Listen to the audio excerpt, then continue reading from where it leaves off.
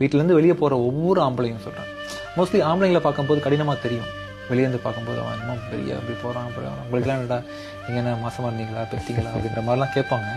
அவன் வந்து குடும்பத்தை காப்பாற்றுறதுக்காக படுற கஷ்டம் இருக்குல்ல, ஒவ்வொரு சக மனிதனும் ஒரு ஆண்மகனும் ஒவ்வொரு ரூபா சம்பாதிக்கிறதும் கஷ்டமா. ஒரு சொசைட்டி டக்குன்னு வாடா ராஜா நீ நல்லா வேலை செஞ்ச இதோ எடுத்துக்கொண்டு வெகுமானம் தர போகிறாங்களே, அதுக்கு பேசுறது கொடுக்கறதுக்கு 1000 பேர் பிரச்சனை பண்ணுவானுங்க. ஸோ அதெல்லாம் வாங்கி குடும்பத்தை பத்திரமா பார்த்துக்கணுன்ற எண்ணத்தோட ஒவ்வொரு ஆம்பளையும் அவன் ஒன்று வாழ் வச்சுட்டு வாசலில் நிற்கல. அவன் ஓட்டமும் நடையுமே குடும்பத்துக்கானது. மோஸ்ட்லி 90% ஆம்பளைங்களோ பசங்களோ அம்மாக்காக வந்து கஷ்டப்படுறாங்க தான். ஆக்சுவலாக பேச்சு துணைக்கு ஆள் இல்லாமல் இருக்கலாம் சம்டைம்ஸ் வீட்டில். அதனால பசங்க மறந்துட்டாங்கன்னு பெற்றவங்களும் நினைக்க வேண்டாம். ஆக்சுவலாக அவன் ஓடுறான். இன்னைக்கு காலையில் வந்து போயிருக்கான், ஈவினிங் வந்து நேரம் இல்லாமல் கை கால் பெயினோட படுத்து தூங்குறான்.